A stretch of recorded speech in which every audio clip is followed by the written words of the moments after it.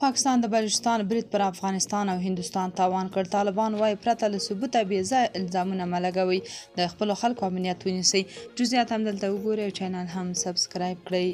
تېره ورځ بلوچستان کې د ځانمرګي برید وروسته د بلوچستان وزیر اعلی سرفراز بگتي وویل چې دا برید هندوستان له افغانستان څخه پلان کړی و.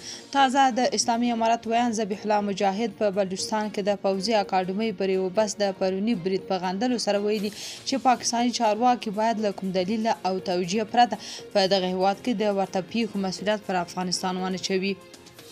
نوموړي پر ایکس پاڼه لیکلي پاکستاني چارواکي چې دغه ډول بریدونه افغانستان پورې تړي په کلکه ردوو. هغه یو وار بیا په ټینګار سره ویلي هیڅ چاته اجازه نه ورکوي چې د افغانستان خاوره د بل هیواد پر وړاندې وکاروي.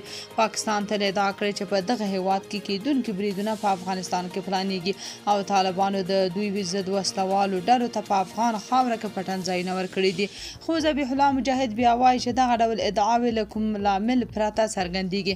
هغه لیکلي د بلوچستان په خزدار سیمه کې د ښوونځي په بس موټر برید چې د ګڼو ماشومانو د مرګ ژوبلې لامل شو په کلکه غندو. په ماشومانو او ملکي وګړو برید په هیڅ صورت د توجیه وړ نه دی. د مجاهد په خبره چې پاکستاني چارواکي دي د افغانستان ملامتولو پر ځای د خپلو خلکو امنیت ونیسي. تېره ورځ د بلوچستان په خزدار کې د پاکستان د پوځي اکاډمۍ د زده کوونکو پر یوه بس موټر چاودنه وشوه.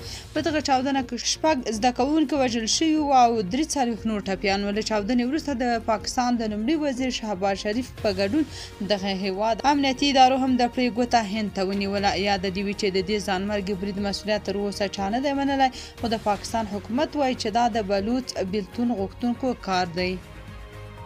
تاسو په دې اړه څه نظر لرئ؟ کومنټ کې شریک او چینل هم سبسکرایب کړئ.